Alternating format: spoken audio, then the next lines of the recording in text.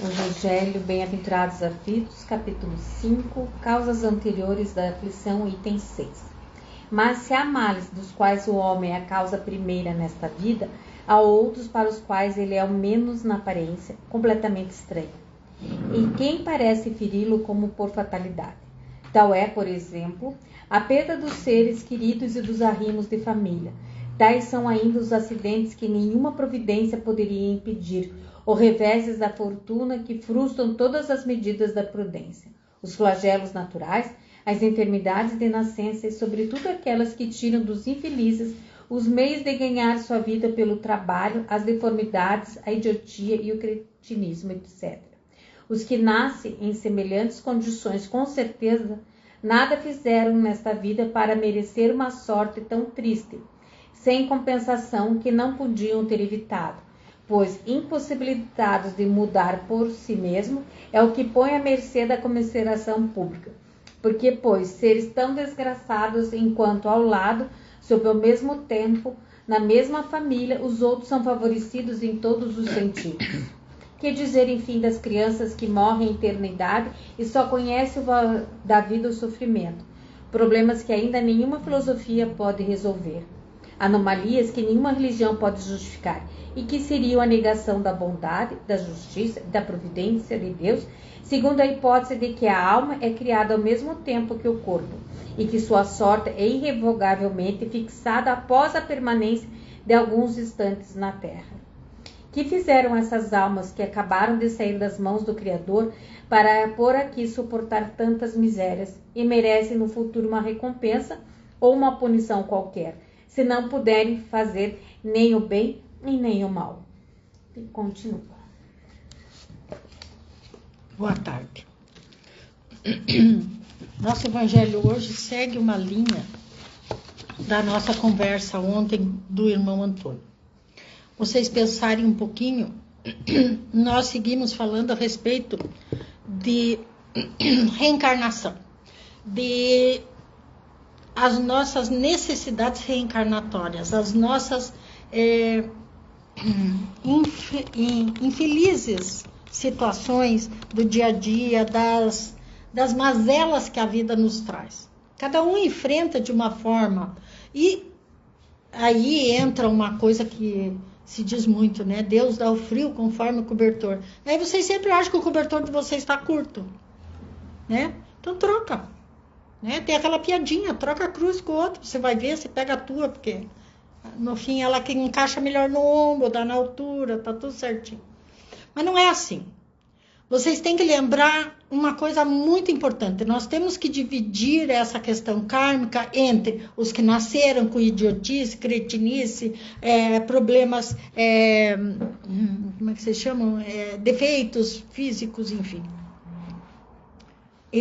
O karma está ali, está explícito, digamos assim. Esse não tem saída, você não pode brincar de contente com eles.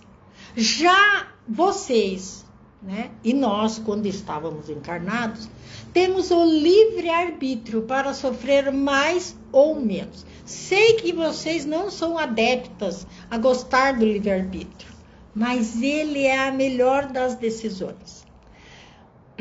Se eu não estou bem, eu não estou feliz, eu não estou me sentindo satisfeita, eu posso dizer várias coisas negativas a meu respeito. Quanto mais eu colocar esse peso em cima de mim, pior é. Aí entra a psicologia, né? A psicologia explica esse peso energético que a gente coloca quando coloca a nossa fala de forma negativa. A gente tem dito isso para vocês.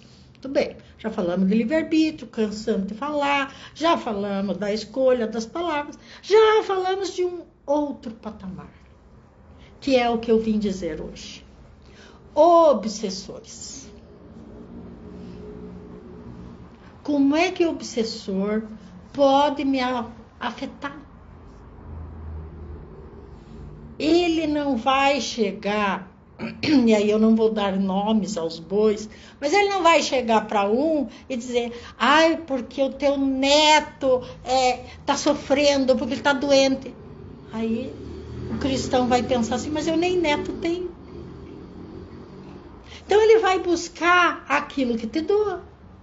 Então ele vai te incomodar com picuinha de filho, com fofoca de vizinho, com situação financeira. Ele vai te atacar onde doa. E, gente, obsessor é o que mais tem nesse planeta. Sabe? Vamos aqui jogar o jogo do incontente. Vocês têm guerras por besteira. Vocês têm brigas por assuntos que... Gente, no plano espiritual, às vezes a gente não sabe se chora, se ri ou diz, eu desisto, dá para mudar. Já temos aqui campanha cantando a música do Raul Seixas. Para o mundo que eu quero descer, porque não está dando. Tem espírito pedindo para ir para outro planeta menos elevado, para ajudar os que estão sendo levados. Porque quem sabe lá consigam se livrar dessas ignorâncias. Guerra em nome de Deus. E há quantos milênios vocês têm guerra em nome de Deus? Então pensem que essas guerras em nome de Deus, quantos obsessores ainda circulam por esse planeta. E aí, se você tem fé, o obsessor diz, pois eu vou destruir a sua fé. Pois eu vou destruir o teu comprometimento com a sua fé. Eu vou destruir. E eles vão conseguindo, eles vão minando, eles minam a tua energia. Ah, é aqui que dói, então é aqui. O Exu, nosso amigo extraordinário, olha, não tenho nome para agradecer a esse espírito extraordinário, que é um dos muitos que tem na Terra, que trabalha conosco. Ele não é um só, aqui nós temos, acho que uns 20 ou 30 já. A gente começou com um, né? Hoje eles já são uns 30, mais ou menos. E nem assim eles estão dando conta. Por quê? Porque o abatimento está muito grande. Eles só viviam ali na parte do cemitério, como eles diziam, como a nossa vida era fácil. Só cuidar de quem estava lá, que precisava de auxílio, que tinha que ser salvo, que estava atormentado para não atormentar o outro. Era tão fácil o nosso serviço. Agora o povo saiu do cemitério e está perturbando a ordem pública e a ordem espiritual. Porque as energias, se você escuta, e eu vou aqui, se eu tiver errado, por favor, me corrija, mas vocês escutam uma freada, bateu, vocês não... É um gatilho. É automático. É um gatilho.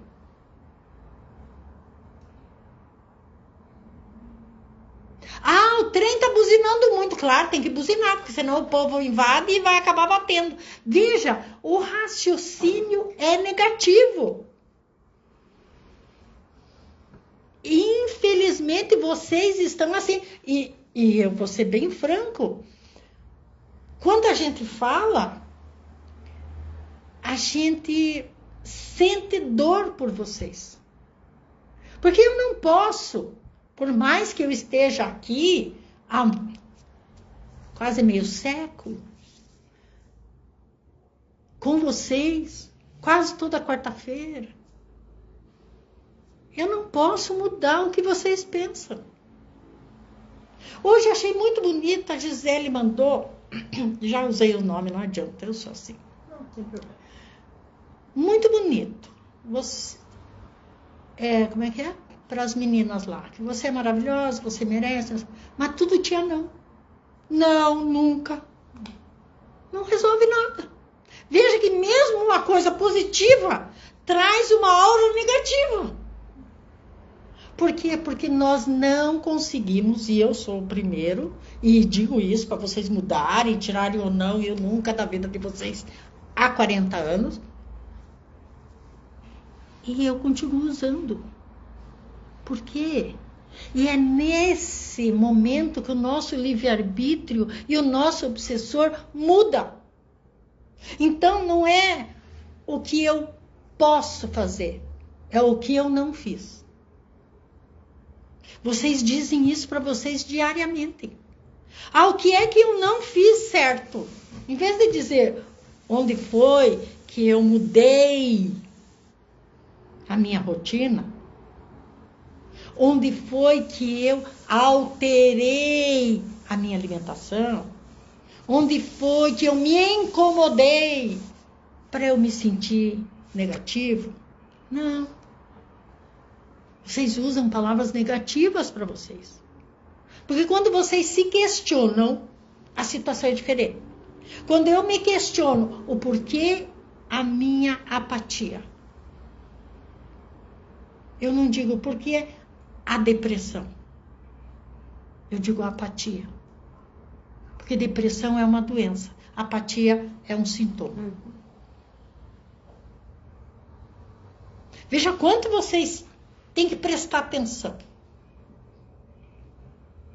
nos questionamentos internos que vocês têm. É que nem eu brinco, que eu não perdi peso. Não perca. Porque senão você acha ele. É aquela coisa que vai por esse lado, é meio negativo perder peso.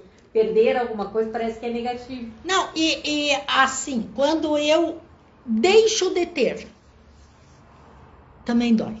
Uhum. Eu perdi a família, eu deixei de conviver com a família, isso me pesa. Agora, eu deixei ou a situação familiar, nesse momento, precisa ser dessa forma. Questionamentos que a gente tem em respeito a todos nós, e quando eu falo a todos nós, porque eu estou com vocês há tanto tempo, que eu às vezes digo, né, eu não sou do SOS, eu sou da família, bato muito nessa tecla com vocês, nós somos uma família. Então, o que dói para um, vai doer para mim também, eu saio correndo. O que eu posso fazer? O que eu posso ajudar? Aí eu falo. Só falta dizer, cala a boca, velho. É só que falta vocês dizer.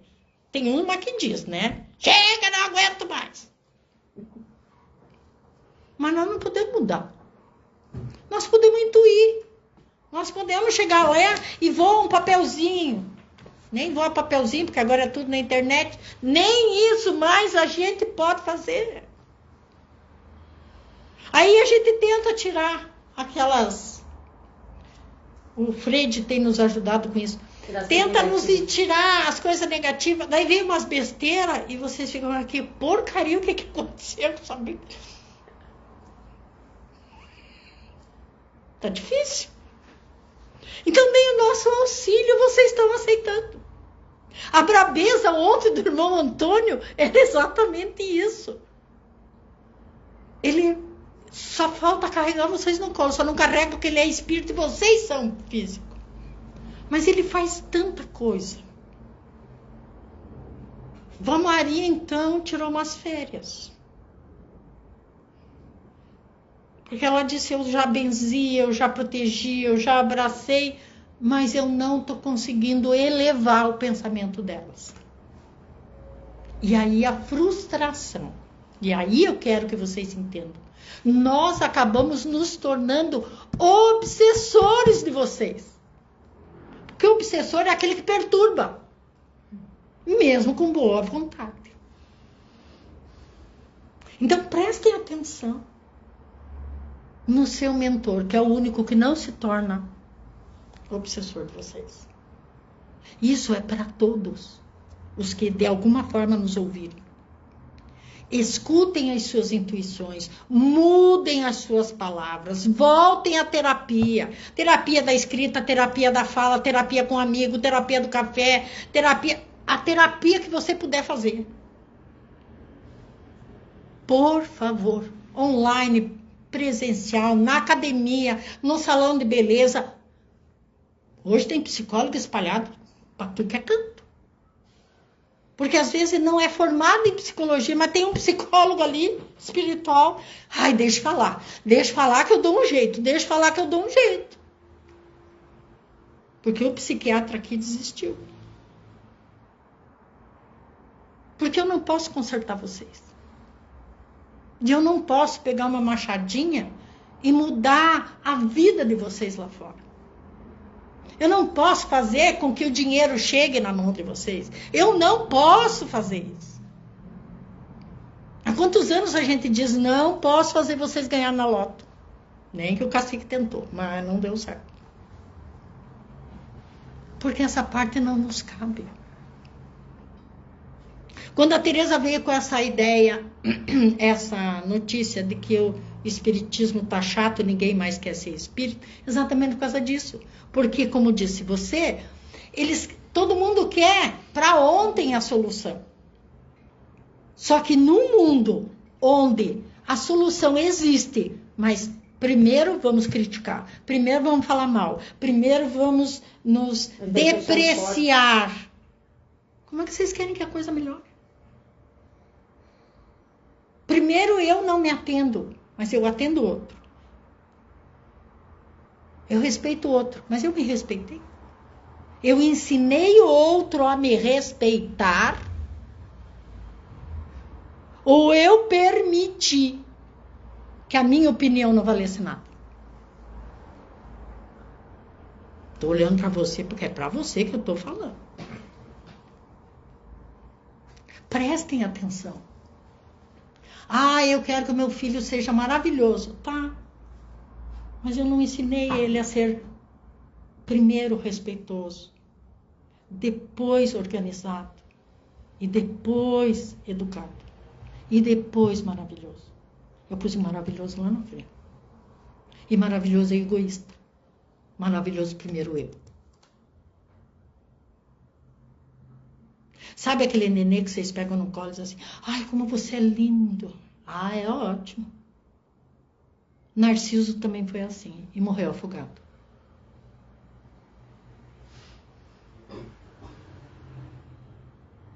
Vocês não chegam para um nenê e dizem assim, que você seja feliz, que você aprenda a sorrir, que você saiba ouvir. Não. Ai, que bochechinha linda. Já não gosto da minha bochecha. Então veja como as palavras que vocês incutem em vocês, naquele momento do travesseiro, naquele momento não, eu não quero mais pensar em nada. Eu não quero mais pensar em nada. Eu penso em tudo. Eu faço uma ladainha. Eu não paguei isso porque eu preciso daquilo. Meu Deus, eu só penso em comprar. Meu Deus, eu preciso vender. Gente, você pensou em você? Acho que eu vou alongar. Não, eu vou sair correndo. Então eu saio da cama já torto. E que no final do dia eu quero que a minha coluna esteja legal. Eu observei se eu entro no carro de forma correta, se eu saio e não me engato no cinto de segurança. Hoje eu tô com uma dor no peito, o que será que foi? Vamos prestar atenção. É muito mais fácil eu colocar a culpa em mim. É facílimo. Sou eu que estou sofrendo. É isso que o obsessor quer. É isso que o obsessor diz para vocês. Eu já vi o obsessor só elogiando. Eu acho o máximo. Esse tipo de obsessor, eu sou fã dele.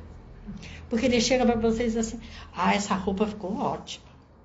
Você sai na rua, todo mundo te olha, meu Deus, você jogou no guarda-roupa. Mas você se sentiu bem com aquela roupa. O que o obsessor queria? Que você visse o olhar do outro. Porque você não estava pronta para enfrentar a tua vontade.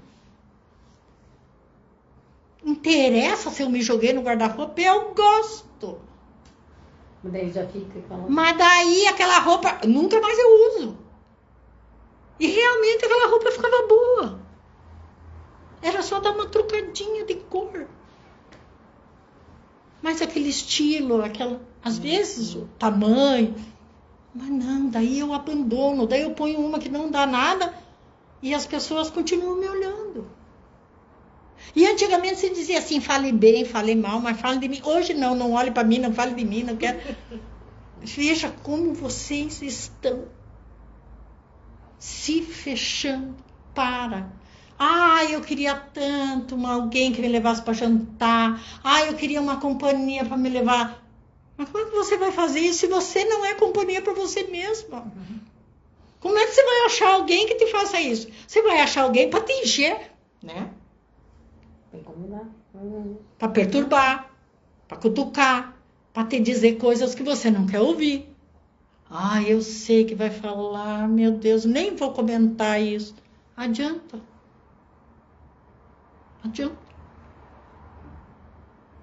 E isso acontece hoje com 99,99% da população. Porque você pensa assim, não, quem está lá, as freiras que estão fechadas lá, não estão sabendo de nada, estão também. Estão sendo obsidiadas também. Porque tem gente que fica dizendo por que elas não fazem alguma coisa. Pronto, jogaram carga negativa na pobre da freira.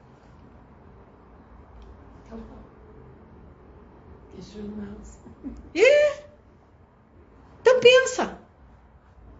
Quem é que ganha essa guerra? Quem é que está ganhando a guerra? O plano negativo. E aí, nós vamos para um planeta de regeneração ou vamos dar 2 passos para trás?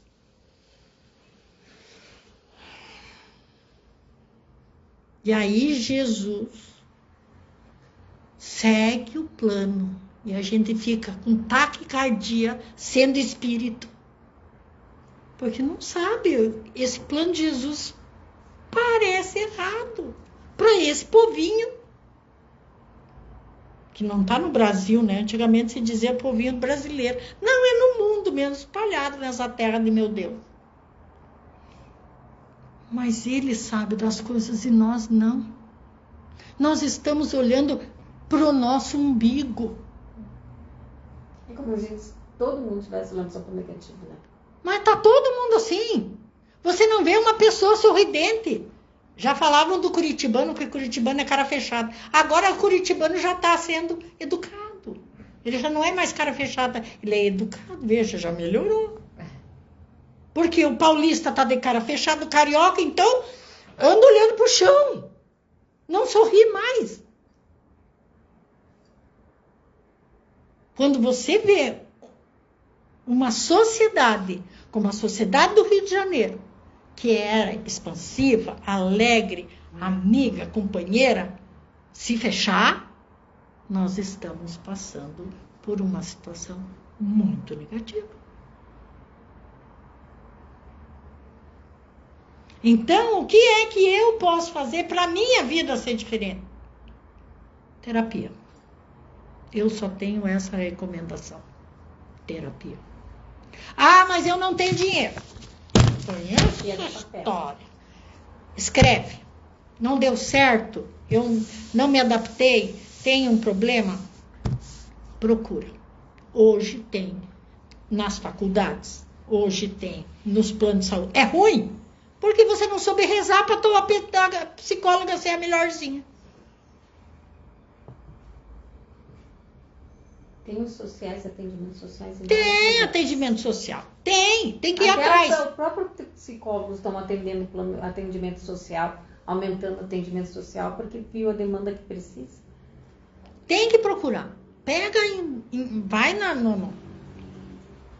me dá taquicardia na CRP lá, mas vai lá. Quer dizer, liga, forma, eles mandam listas. Não pega o primeiro, pega 5, separa 5 pela distância, pelo endereço, faz uma enquete de valor. Mas antes de fazer isso, reza para o seu psicólogo. Reza para o seu mentor, que te indique o melhor tratamento. Assim é para o dentista, assim é para o médico. Quantas vezes a gente diz o médico também é gente?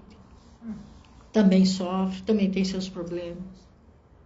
Até por causa disso que o doutor Eduardo não está atendendo a Tereza, tá? Só para ela se acalmar. A gente tenta. Então vamos pensar assim. Tá ruim? Tá difícil? Tá complicado? Vamos conversar. Vamos pôr para fora.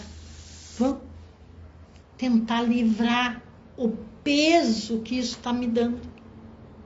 Certo?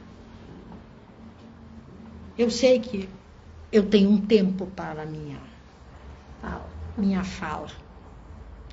Mas eu quero dizer que nesses quase 40 anos que estamos aqui, nunca estivemos numa crise positiva, ou seja, numa área negativa tão séria como agora. Nunca. E esses 40 anos são dessa minha fase de agora, porque eu já estive aqui antes. Nós hoje vivemos uma negatividade muito próxima à Primeira Guerra Mundial. Então prestem atenção. Não estou dizendo para sair comprando comida e guardar água, que não resolve.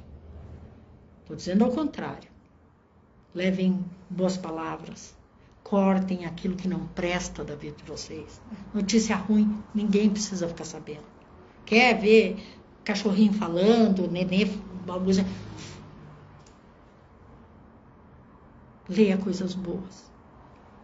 Pratique o bem com as pessoas que tiveram ao teu redor. Porque se nós seguirmos nessa vertente do só o mal, não sei onde é que a gente vai parar. Eu não estou falando do mundo, porque o mundo vai seguir o plano de Jesus. Essa terra, esse planeta, vai seguir o plano de Jesus. Eu estou falando de nós. Nós, réis espíritos, que ainda temos esse sentimento de mágoa, de enraivecer-se. Apesar de todo o nosso conhecimento, nossas terapêuticas, as nossas evoluções, os nossos conhecimentos, a gente ainda se enraivece. Como o irmão Antônio ontem. Então pensem um pouquinho. O que vocês estão fazendo para com vocês. Porque nós vamos tomar atitudes para conosco. E para com o SOS.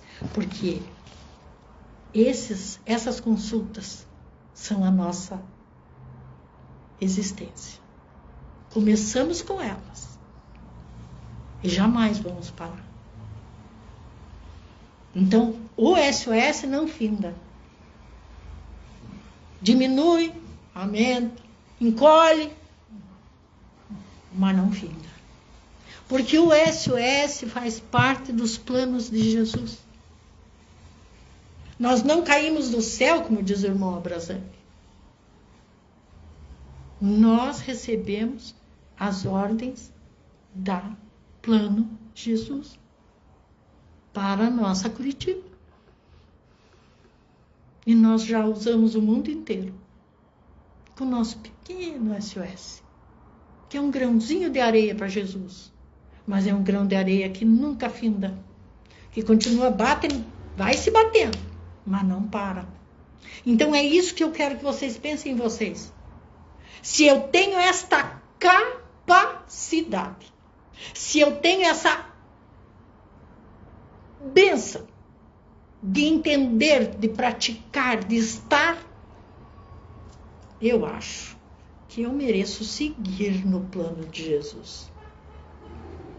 Deus abençoe a todos nós.